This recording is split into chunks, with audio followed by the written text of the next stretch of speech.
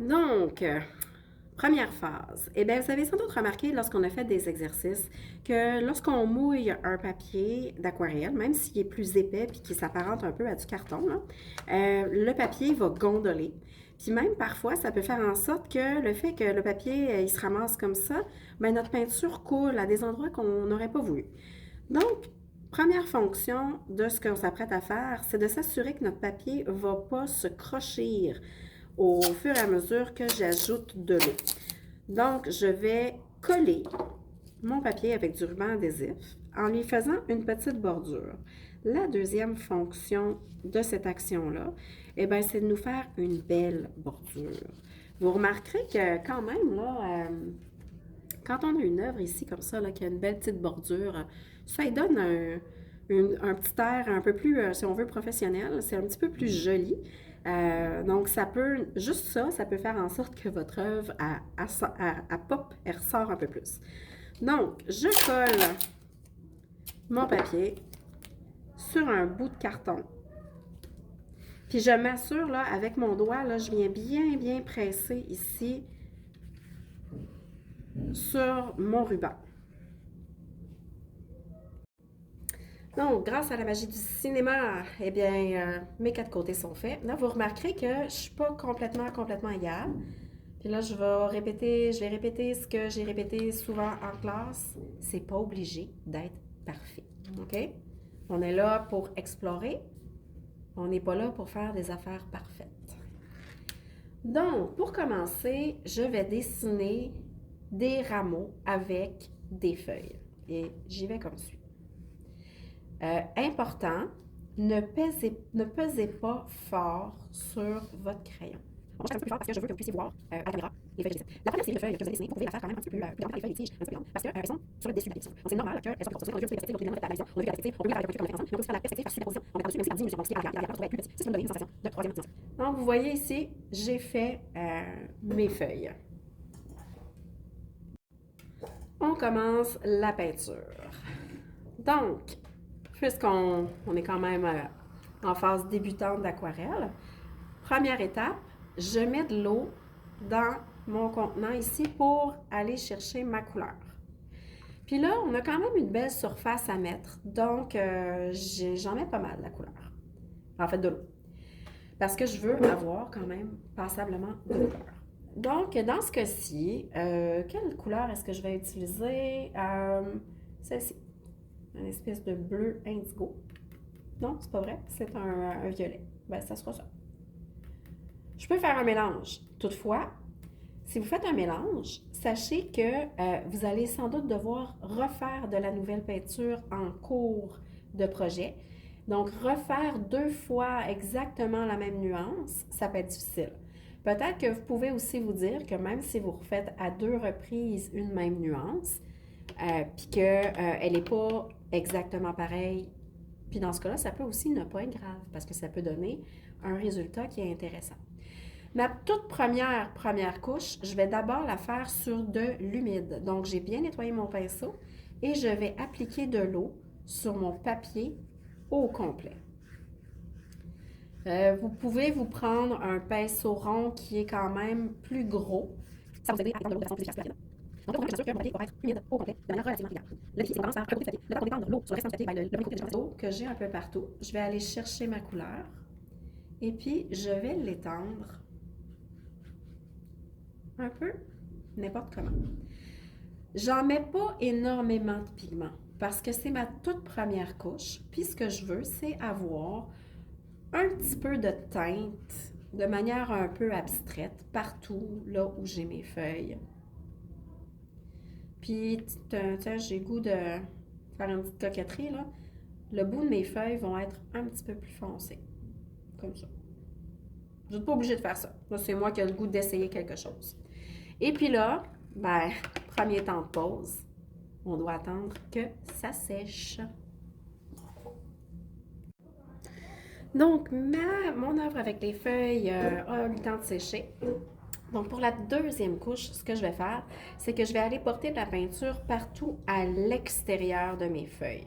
Ça va faire en sorte que je vais avoir un premier arrière-plan qui va être plus foncé que les des taches de couleur que j'ai faites sur les feuilles en tant que telles. Tu peux procéder de deux façons différentes. Donc, ça peut être d'étendre de l'eau partout dans les espaces négatifs pour ensuite, encore une fois, aller déposer des pigments. Ça va nous donner quelque chose d'un petit peu plus abstrait. Ou on peut faire un lavis à sec. Ben là, juste pour faire changement, disons, je vais faire un lavis à sec. Donc, c'est ici que la quantité de votre préparation est importante. Je vais ajouter un petit peu d'eau, puis après ça, encore des pigments pour avoir un peu plus de peinture, pour ne pas manquer, si on veut, de peinture pendant que je suis en train d'appliquer une couche. Donc, pour éviter d'avoir des démarcations, il faut que je travaille relativement rapidement.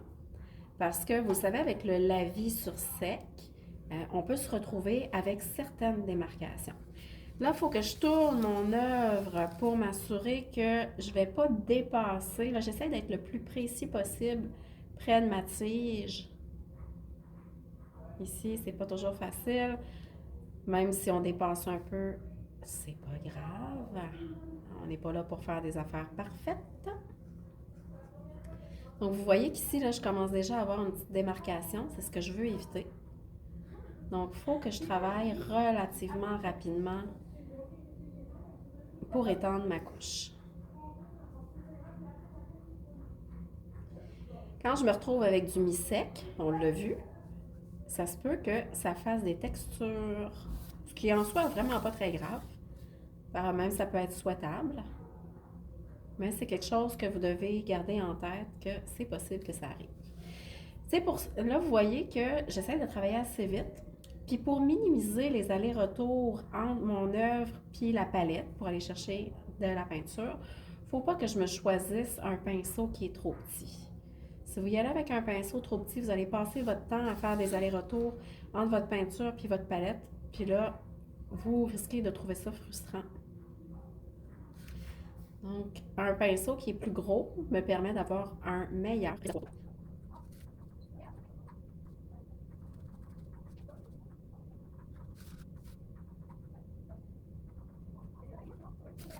Mais je bouge mon œuvre dans tous les sens pour essayer de faire en sorte que ma main soit toujours assise dans une position dans laquelle je suis confortable de travailler. J'essaie de bien recouvrir toute ma surface d'espace négatif.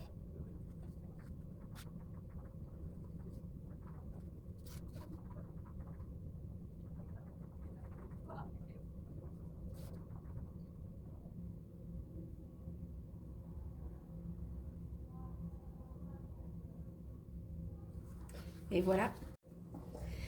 Maintenant que ma première couche a séché au niveau de mes feuilles, et bien là, je vais aller dessiner une deuxième série de feuilles qui va être quand même un peu plus petite, mais pas tant pour l'instant que les autres. Puis, je peux les faire surtout, en fait. Oui, il y en a une certaine quantité qui vont être comme ça, si on veut, dans le vide. Mais j'essaie aussi d'en faire qui vont passer sous les feuilles qui sont au premier plan. Donc ici, là, ma feuille, elle passe en dessous, puis hop, elle se repointe le nez de l'autre côté.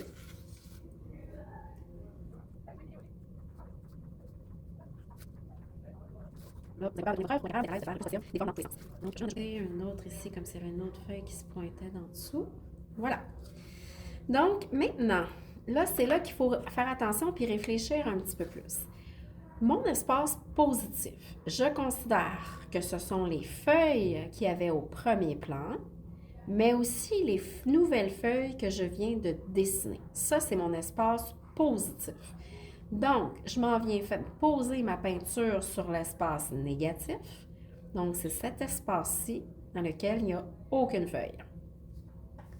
J'ajoute de l'eau, être sûr de ne pas manquer de peinture. Et let's go! Mais là,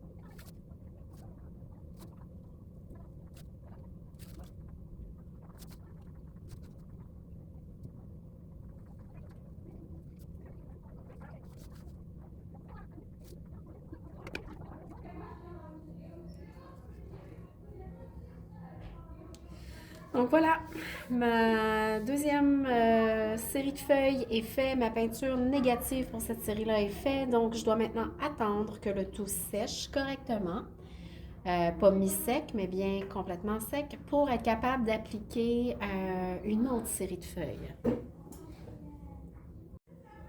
La couche que j'ai donnée a eu le temps de sécher, donc encore une fois, je rajoute des rameaux avec des feuilles. Mais là, comme je commence à être quand même, si on veut, plus profond là, dans la forêt, ben je les fais un petit peu plus petites parce qu'elles sont plus éloignées de moi. Donc, je suis pas toujours obligée de faire des rameaux. Des fois, je peux juste faire une feuille carrée, comme ceci, comme cela. Puis là, je pense que je comme ça. Et puis, peut-être une autre ici dans le coin, tiens. Donc, tout ce qui va me rester à faire, c'est de donner, si on veut, la dernière couche dans les espaces négatifs. Et après, ben, le tour est joint. Ne va vous rester qu'à signer votre petite œuvre. Et puis voilà, c'est complété.